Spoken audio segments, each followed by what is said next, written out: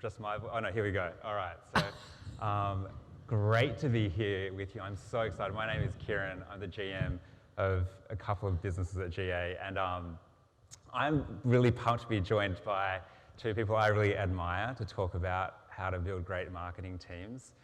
So I'd like to introduce Micky Onvural, who is the CEO of Bonobos. She started humbly on the other side of the pond, and also in her marketing career at L'Oreal. Ben, on the other hand, is the CMO of Priceline. He actually started his career not at L'Oreal, but actually in financial planning and analysis. And I think what's so interesting about this is that you've got two really different perspectives on how to build great teams and two different mindsets coming in, but a lot of commonality, and I think that'll come out in the conversation as we have it. And if we didn't all feel insecure enough about our contribution to the world and how important our jobs are, they're also raising respectively 3 and 5 children. So really amazing people to have here with us this afternoon. So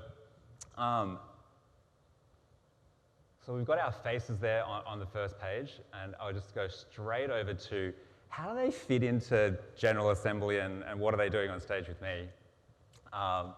And we at GA are the world leaders in reskilling, and we cover coding, data science, product management, product design, and of course marketing.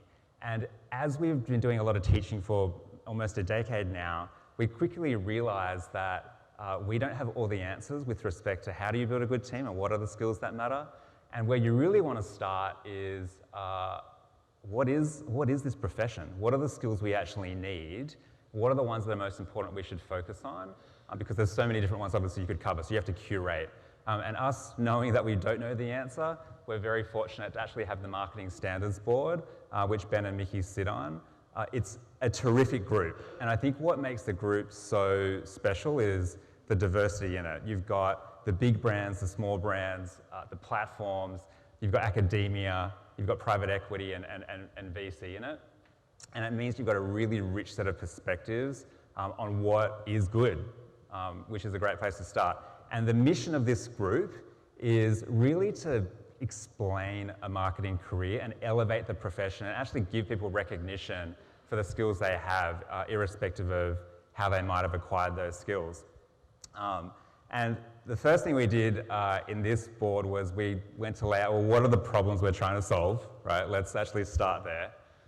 And the 4 problems, I mean, there were more than 4, but here are 4 the themes that came out. The first was around what is the menu of topics that a marketer needs to know. The second was there's no real way for marketers to get the training to advance other than on the job. There was a third around getting pigeonholed in one specific piece or vertical of marketing. And the fourth was there's just no real tried and true way to benchmark skills. I actually love to get a show of hands in the room as to which ones resonate with you. Maybe none, maybe more than one. So if what is the menu of topics that a marketer needs to know resonates most with you, give me a show of hands. Okay, weak. The second one is there's no way to get the training except on the job. It's a timid group. There's a few more. Well, we're irrelevant. The third, do you see people getting pigeonholed in their silos? Yep. And then fourthly, there's no way to actually measure skills. So I feel like 2 and 3 had the most hands there, just for our mindset going forward. And I think that you'll see that these themes come through as we go. Now, given these themes of it's tough to get the training and people get pigeonholed, well, where do they get pigeonholed? How do we actually start with explaining what those pieces are?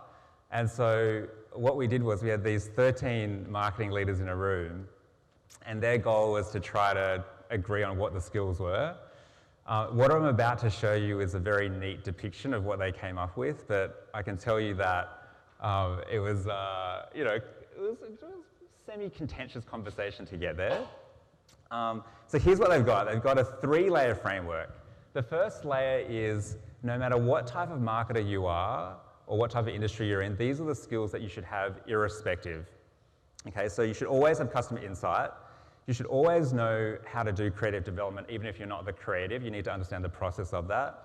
You've got to know the marketing channels that you have to play with to get your message out, the metrics and analytics behind each of those channels, and really importantly, the layer of technology that feeds all of that. So this is table stakes for everyone. The second layer is around the 4 really specializations as you become more senior as a marketer. There's brand and product experience.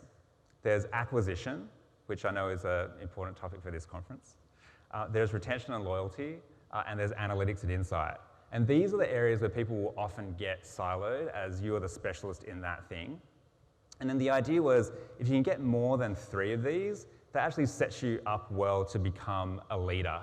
And leadership in marketing is not so marketing specific.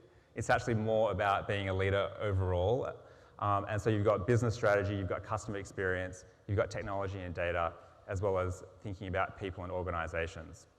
And so this is the framework to have in mind as we sort of start a conversation with Ben and Micky. And so I guess we just kick off with, how do you think about the ingredients of a great team? And Micky, do you want to go first?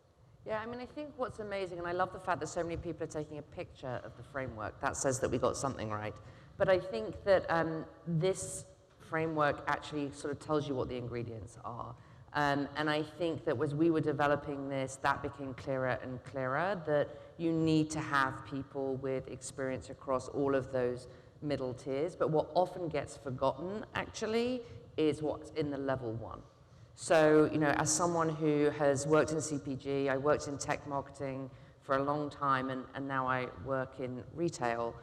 What I have seen over the years, particularly in my post-CPG world days, is that many of those things on that bottom layer were missing.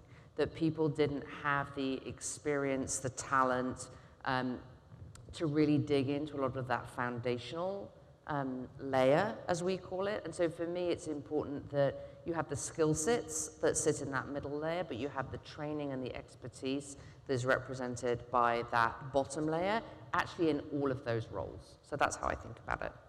And actually, that's how our marketing team, very broadly speaking, is actually structured at Bonobos, is that we have a brand and product marketing team who are thinking about the consumer and about the experience from end to end. We have an acquisition team that is media people for the most part, a retention and loyalty team, and then the team that measures it all and brings it all back full circle. And Micky, when you think about what is the cause of the bottom layer sort of missing, like what's behind that? I think that what's happened is, and we've talked a lot about this as a group, is in my experience as digital marketing has come more front and center in organizations, what's happened is more junior people have come into the organization to specialize in one area or another. I come in to do product marketing, I come in to do brand, I come in to do email, I come in to do SEO. And what happens is they dive straight into the channel and actually sort of skip over a lot of that foundational experience. I think that is the benefit of starting, certainly maybe this is self-serving, but starting my career in CPG is these things are ingrained in you, and in a lot of the fast-growing tech companies that I've worked in, that layer has been missing and people have been coming in straight at the middle layer from a job function perspective, and then the question is how do they get the experience, the education, and the exposure to a lot of that foundational stuff. And if it's missing in the organization, that becomes incredibly tough to do within the 4 walls of the organization. And I think that's where organizations like General Assembly come in, is to give people that education and exposure so that they can go forward and have the experience later in their career. Thank you. And Ben, how do you think about this in your lens at Priceline? Yeah, it's interesting. I don't want to repeat anything you said. I think you said it very well.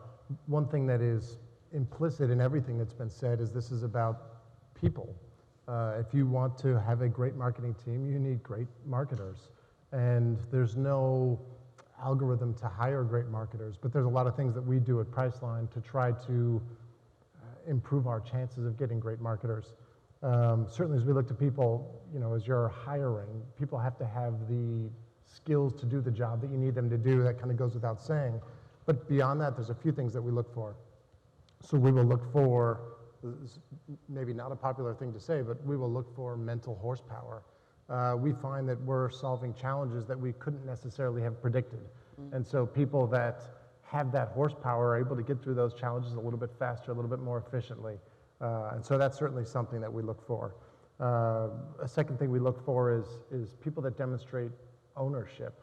And ownership can be defined in a lot of different ways, but ultimately for me, if I tell someone, I want you to do X, I'd far prefer them come back to me and say, instead of X, this other answer makes more sense.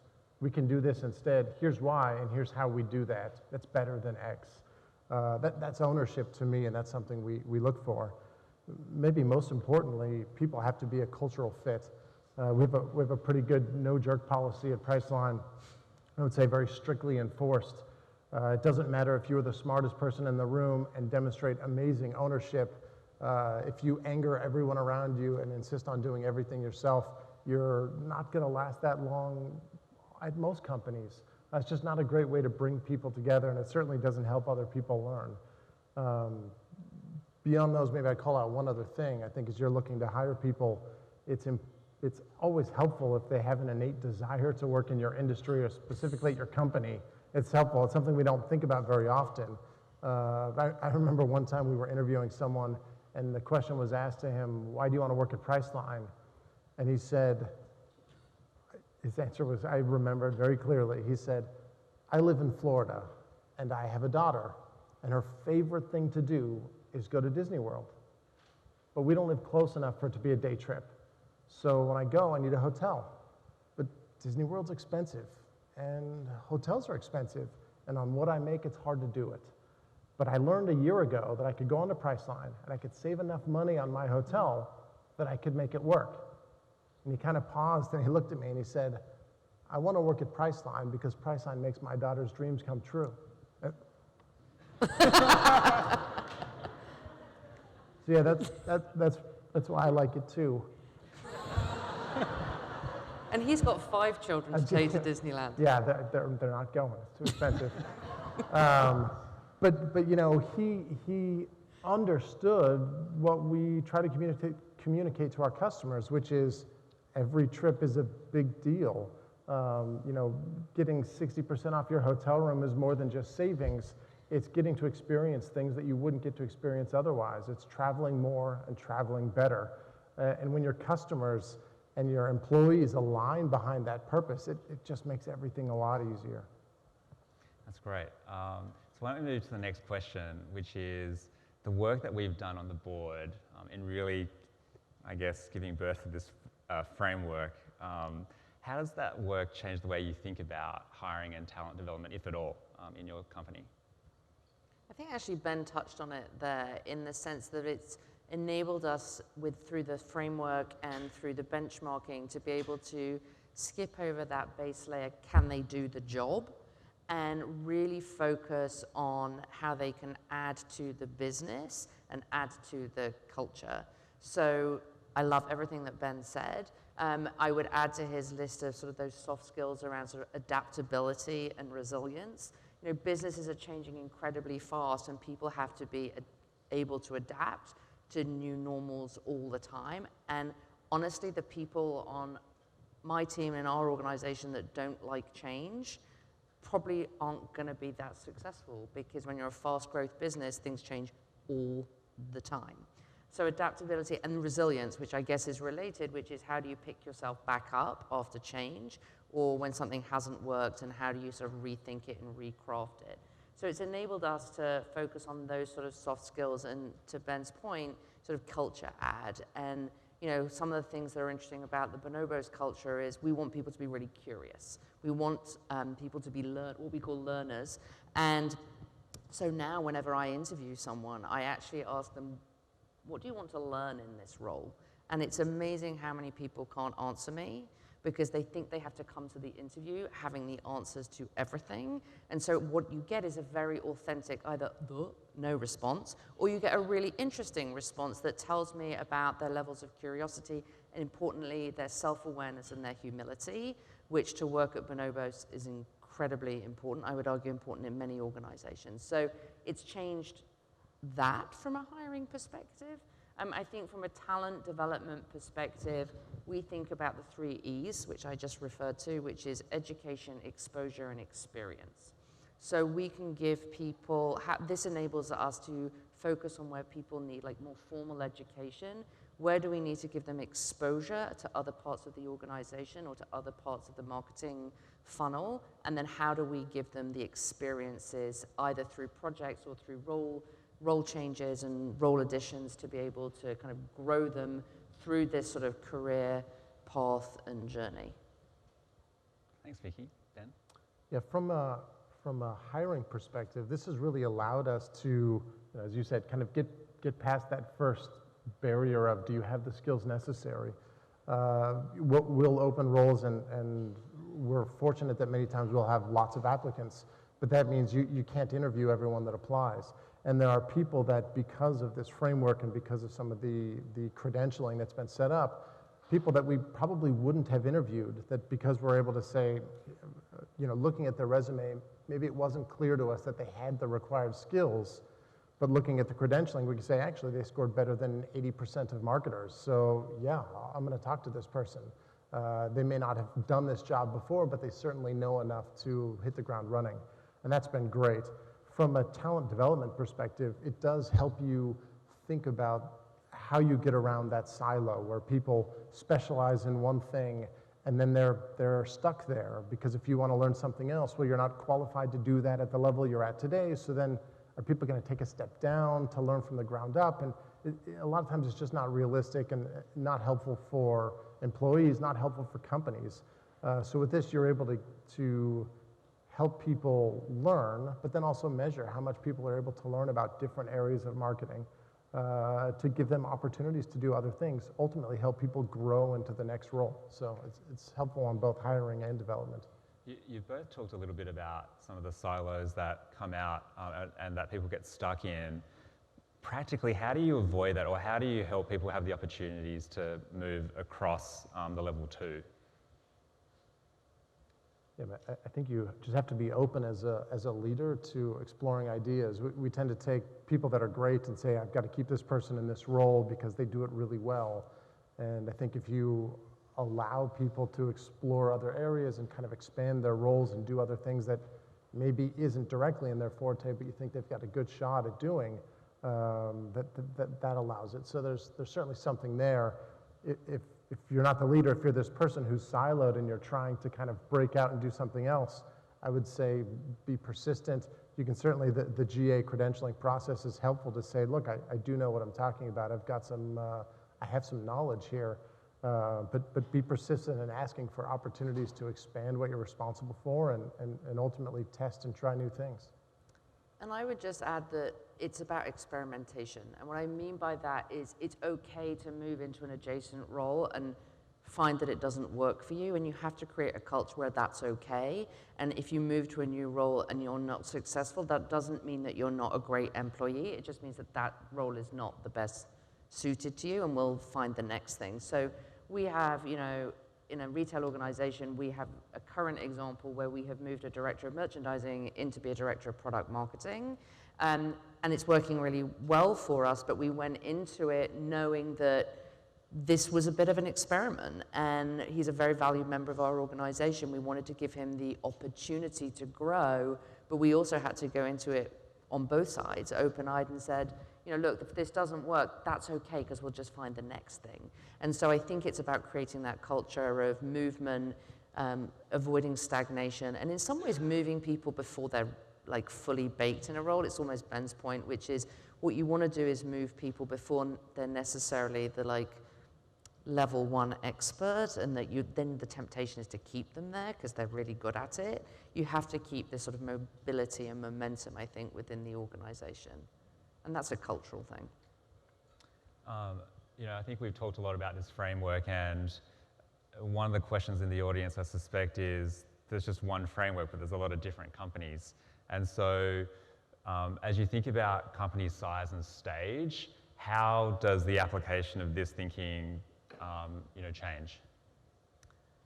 listen, I've worked in teeny tiny startups with, me and one other marketer, and, now we have a sizable marketing organization. I don't know if the framework changes. I think that what changes is where you put your emphasis. So where do you need to prioritize? Where do you need to invest most heavily in, either from a number of people or a seniority? And it's about the phasing and the sequencing. I believe that this framework applies to every business, but it's about where you sequence, emphasize, and where you start is how I would say it changes. Yeah, early stage, startup, small marketing organization, you kind of have to be able to do it all. And so the importance of getting that level 1 layer right is really important. As you get into bigger marketing organizations, there's more opportunities for people to specialize, to be the brand and product experience experts. But it's still helpful for that person to have the layer of the level 1 foundation. By doing that, it just makes them better overall when they understand if I impact something over here, it actually also changes something over here. So again, the framework doesn't shift so much as company size and stage change. Kind of where you have your people focused and what people are doing, I think does shift around within the framework. Yeah, it's really what a case of scale allows that specialization, and otherwise you've got some all-rounders that really have to cover multiple bases. So I think one thing that has been a theme of not just this conference but many others is that the expectations on marketing have changed a lot. And I'd love to hear your observations being in the seat of how those expectations have changed. Well, this is sort of interesting perspective for me because I was the CMO at Bonobos and now I'm the CEO. So this is the worst nightmare for my current CMO who's like, oh, goodness gracious. But I think actually the reason I raised that is that I think that the expectation of the marketer is actually to be more of a business owner these days. And obviously I'm sort of living, breathing proof of that. But I think the expectation is that the marketer owns the customer, probably more than anybody else in the organization. And so as a result, they are actually more pivotal than they have ever been in decisions that the total company makes. I personally think that means it's an incredibly exciting time to be a marketer because with the rise of the consumer, with the rise of brand and the fact that consumers are increasingly navigating the world by brand, that puts marketers in the position where they can have a real seat at the table. That's the empowering part of it.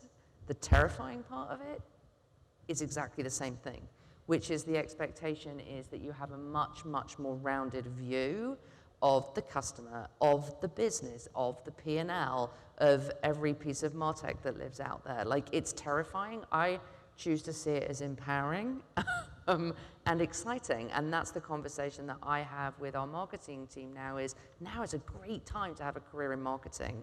And I feel very, very lucky that after 20 years of slogging it out, it's paying off. It's funny. So at Priceline, our CEO also used to be the CMO. It's wonderful. I'll take a little different angle. I agree with everything you said, but I think one of the big changes is the reliance on data and analytics to drive growth. My background, as Kieran said, is not in marketing. My background is in analytics. 10 years ago, I'm probably not qualified to be a CMO. But today, with the increased focus on data and analytics to drive growth, it works. Over 100 years ago, John Wanamaker pretty famously said, half the money I spend on advertising is wasted. The trouble is I don't know which half. The funny thing is, a lot of people still operate that way. That's not good enough anymore. It's just not. If you're potentially burning half of your marketing spend, you have to do better. One of the biggest things that can help is data and analytics. And I think as you know, that's changed a lot over the past 5 years, and I think over the next 5 years, it's going to be increasingly required of marketing leaders to be able to leverage data to understand where they're spending efficiently, where they're not spending, and drive the business better. Math doesn't answer all marketing questions by any means. It doesn't. I'm not that person that believes you can run a marketing team from Excel. You can't. But marketing really is the combination of art, science, and discipline, and you really do need that science piece. So that's a change which I think has happened and will continue to happen. What he said. Yeah, and I think what you also said earlier around when you're looking for new members of the team now, the piece about taking ownership and also the intellectual horsepower and curiosity, that sort of carries through to the expectations now in a CMO to really own more of the business and the P&L and obviously deal with really complex challenges. So the last question we've got here is, we've done all this work, how does it help? You know, I think should I go first? Go, because okay. I can just say what I you already said started. afterwards. Yeah, perfect. Marketing's hard, right? What we do, whether it's on the creative side, whether it's on the analytics side, any one of these pieces, it's hard. There's a lot there. But it's not nearly as hard as building up a great team. When you're dealing with people, and I love dealing with people, we've got a great team at Priceline. When you're dealing with people, there's an infinite number of variables you have to deal with. Machine learning algorithms thrive on reducing to a minimum the number of variables you have to deal with, right? They want to get rid of extraneous variables. With people, you can't do that. And so any framework that helps you put structure around how to hire people that can do well, and then how to grow people that you've hired and help them do even better, that's really helpful. And that helps not only the people that you're working with, but it helps you as a leader. So I think about this framework as something that helps me tackle what we don't talk a lot about as marketers, which is building up a great team, but it's probably one of the hardest things we have to do as marketers. And frankly, the most important, because if you don't build up that great team, you're not going to be a great marketing organization. And I would just build on that, saying where I have used this most effectively within the marketing team is actually to stimulate a conversation with the younger members of the team about where next. And I think it's helped for two reasons. One, I think and I'm thinking of a particular person on our marketing team, when I said to him, you know, where do you want to go in your marketing career? He looked at me somewhat blankly and said, I don't know. And after I had a conversation with him, he's very smart, so it's not that he's stupid, but after many conversations with him, what became clear was that he didn't know necessarily everything that marketing could be. So he didn't know the breadth and scope and depth, so he didn't know what the options were. And so by having something like this that shows the breadth and depth of what marketing is today, it enabled him to identify opportunities, and not necessarily like a linear path, but just to see the breadth of possibilities so that we could then have a conversation about where next. And so for me, it was illuminating that someone didn't know that breadth and scope, and shame on me that maybe I hadn't done a good job educating on that, but to be able to show it in this way and then navigate a sort of a journey and a path has been incredibly helpful. That's terrific. So I think as we close up here, a couple of other thoughts.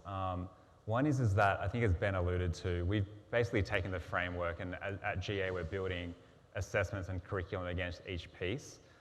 What you see here is the bell curve for the first 15,000 people that have taken the level 1. It's pretty hard. There's a whole bunch of people that get 0 at the start. I think that's probably because they logged in and then didn't take any questions. The middle of the curve there, you've got the average at around 22 out of 45.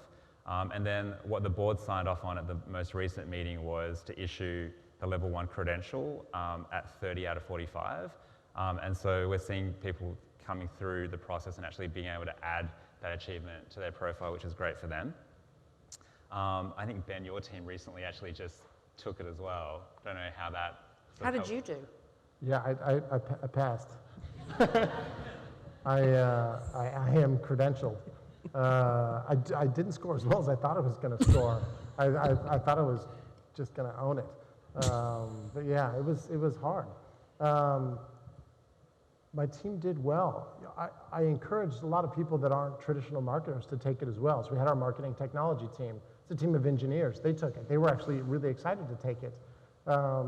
The scores weren't shared with me specifically, so I know how some of them did. I don't know how others did. But it's great to be able to have people that aren't traditionally doing these kinds of things think about that business. Because even from an engineering perspective, if they're building tools for us to scale up what we're doing, if they understand what we're trying to do, they're going to be a lot more effective, right? It's just, it's great for us to all be speaking a common language, to be working on the same problems. It's been a great experience for the team. And actually, as a thank you for everyone in this session, if you wanted, like if your team or someone at your company wants to take this assessment, my colleagues Akiva and Akile, just over there, the A team, they'll set you up with 30 free assessments, so just meet them. Okay, so takeaways. Common language matters, as actually conveniently Ben just said. Avoiding pigeonholes and actually helping people to look out at what they want to learn and what they want to do next.